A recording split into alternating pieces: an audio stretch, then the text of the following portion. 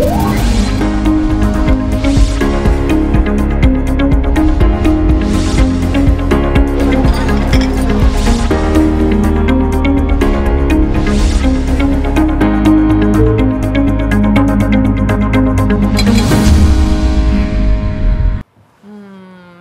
rematik tuh berbahaya banget ya. Aku kira kayak cuman biasa-biasa aja gitu ngilu-ngilu, ternyata tuh sampai bisa bikin kelumpuhan. Aku tuh penasaran banget kenapa sih penyebabnya itu loh dokter. Dan kira-kira orang suka bilang ini faktor U. Ya, atau paling sering juga orang bilang ini karena mandi malam. Wah, iya tuh bener. Fakta atau mitos? Ya, mandi malam menyebabkan penyakit rematik itu merupakan mitos. Memang tidak ada hubungan yang langsung antara mandi malam dengan penyakit rematik ya. Tetapi ada beberapa penyakit rematik yang memang kita tidak boleh terkena dingin. Jadi bukan mandi malam tapi dinginnya yang paling penting.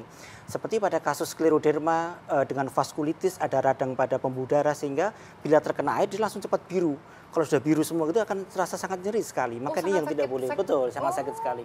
Ada beberapa rematik yang memang dia akan diikuti dengan vaskulitis ini kayak sistemik lupus eritematosus atau yang dengan penyakit lupus ya.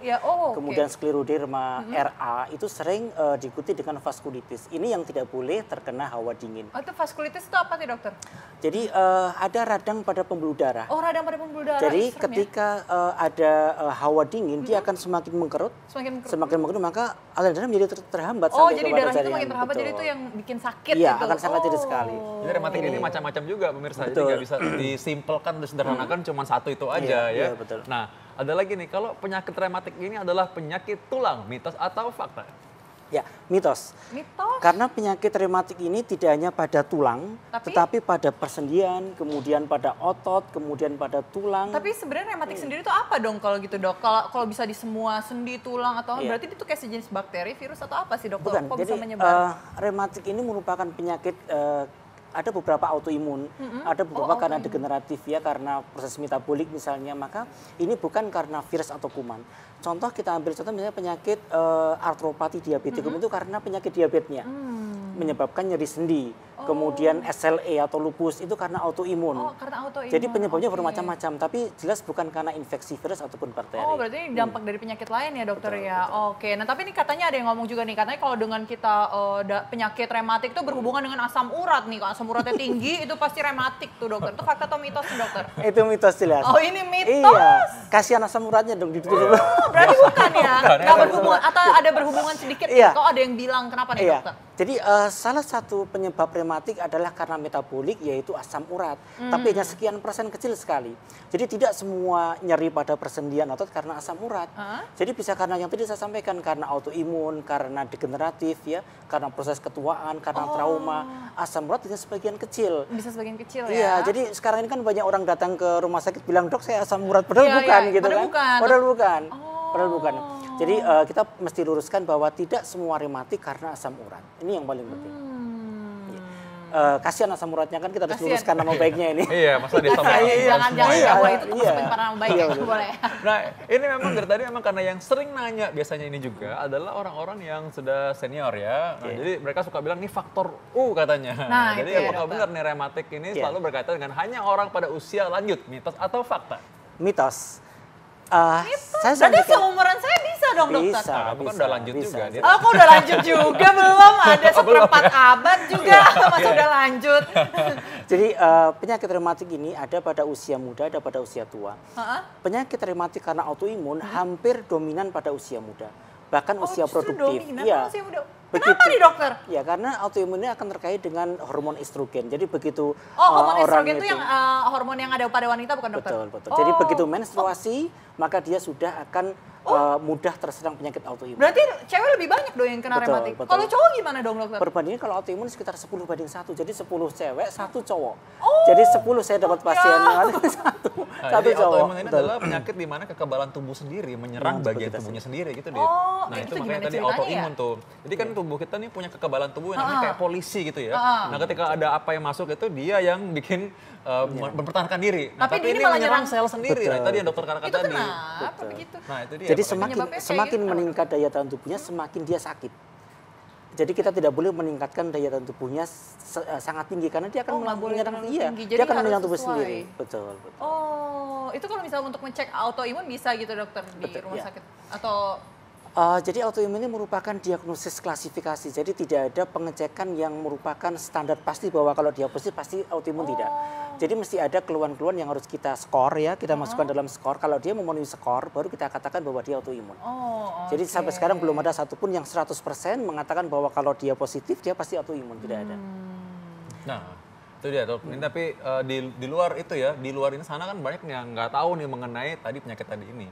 Nah mereka langsung mengkambing hitamkan lagi, bukan mengkambing hitamkan, mensayur-sayurkan. Ini sayuran hijau katanya. Wah ini nggak boleh nih makan sayuran-sayuran hijau katanya kalau orang rematik, apalagi kangkung. Wah, oh iya itu kangkung Pak Dokter, kayaknya nggak boleh makan banyak kangkung. Iya. Mitos. Mitos lagi. Jadi karena sekarang ini banyak orang yang kemudian merasa-rasakannya kalau makan kangkung saya jadi pegel ini. Sesungguhnya itu tidak terjadi pada semua orang. Jadi masing-masing orang memiliki sensitivitas sendiri terhadap sayuran-sayuran tertentu. Pada dasarnya bahwa semua sayuran itu mengandung purin. Purin itu merupakan cikal bakal asam urat. Tetapi tidak semuanya, tidak setiap orang itu pasti dengan makan purin banyak jadi asam urat. Karena harus ada gangguan metabolisme sendiri di dalam tubuhnya sendiri. Jadi ini yang paling penting. Jadi semua pasien rematik boleh makan sayur. Yang tidak boleh adalah ketika makan sayur tertentu dia sakit, maka itu dihindari. Tapi kalau tidak ada masalah ya boleh-boleh saja. Tunggu reaksi badan ya gimana ya dokter. Itu masing-masing orang berbeda-beda, jadi tidak bisa disamaratakan. Nah, tapi dokter ini juga katanya berhubungan dengan penderita rematik ini katanya nggak boleh dipijat nih dokter. Itu fakta atau mitos nih dokter? Fakta. Fakta, kenapa? Iya, tetapi ada beberapa catatan di sini. Jadi penyakit-penyakit rematik yang memang sudah terjadi kerapuhan seperti misalnya osteoporosis ya.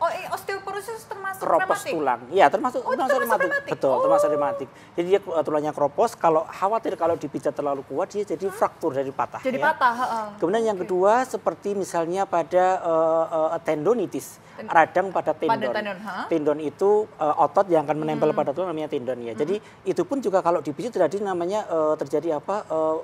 Tendonnya bisa putus gitu bisa juga? bisa putus, bisa rusak ya. Jadi itu yang akan membahayakan bagi tubuh orang tersebut. Jangan kalau gitu. Kalau gitu rematik memang jangan sembarangan dipijat. Tapi kalau mijet masih boleh. Kalau pijat masih boleh kan. Ini ngomong soal gitu kan olahraga ya. Karena olahraga ini katanya penderita rematik tidak boleh berolahraga. Mitos atau fakta? Itu mitos jelas. Oh, kenapa? Kenapa? Karena orang rematik semakin tidak digerakkan badannya, semakin dia kaku semua. Oh, semakin kaku ya. Betul. Kita bisa ambil contoh orang osteoartritis, orang yang orang tua sakit lutut ya. Semakin dia gerak semakin enak.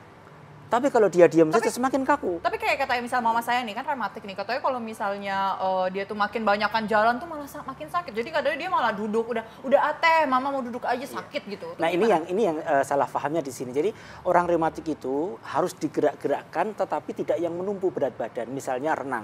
Renang itu sangat bagus, sangat dianjurkan buat orang-orang dengan rematik. Penyakit rematik apapun sangat dianjurkan renang karena dia bergerak semua dan tidak ada tumpuan pada sendi-sendinya itu. Kemudian yang kedua bahwa olahraga itu harus yang continue tapi sedikit tapi continue. Tidak boleh sekali langsung banyak itu nggak boleh. Jadi mesti continue, kemudian semakin lama semakin meningkat pelan-pelan nggak ada masalah. Tetapi semakin didiamkan maka sendinya itu kan ada daerah sekitar sendi yang kita kenal dengan namanya periartikuler. Begitu tidak digerakkan maka sendinya tidak bermasalah, tapi daerah sekitarnya yang bermasalah. Dia semakin kaku. Dok, tapi yang menjadi kekhawatiran bagi orang penderita rematik adalah ini bisa sembuh nggak? Hampir semua pasien rematik memang belum ada obat yang bisa menyembuhkan total. Apapun itu. Karena semuanya pasti terkait dengan genetik. Penyakit yang terkait dengan genetik, maka sebelum ada obat yang bisa merekayasa genetika, maka dia nggak akan bisa sembuh. Kayak misalnya dokter suntik misalnya, dokter. Jadi kalau sekarang banyak orangnya yang datang dengan disuntik ya. Suntik itu ada dua. Yang pertama untuk mengurangi nyeri ya dengan suntikan steroid misalnya ya. Itu hanya bisa mengurangi dan itu pun tidak boleh terlalu sering. Kita ada guideline yang mengatakan bahwa steroid hanya boleh disuntikan pada sendi itu 1 cc dalam 1 bulan. Dan itu nggak boleh terus diulang-ulang terus. Itu sebenarnya mengurangi nyeri. Hanya mengurangi nyeri saja. Tapi intinya makanya kontrol itu untuk pengobatan. Oke, baik dokter. Terima kasih dokter Arif semakin jelas mengenai rematik. Oke, kita akan kembali lagi setiap Senin sampai Jumat pukul 13 sampai pukul 14 dengan beragam informasi kesehatan yang pastinya tunggu-tunggu. Ya, saya Dr. Vito Damai. Saya Dita Fakrana. Indonesia, ayo hidup sehat.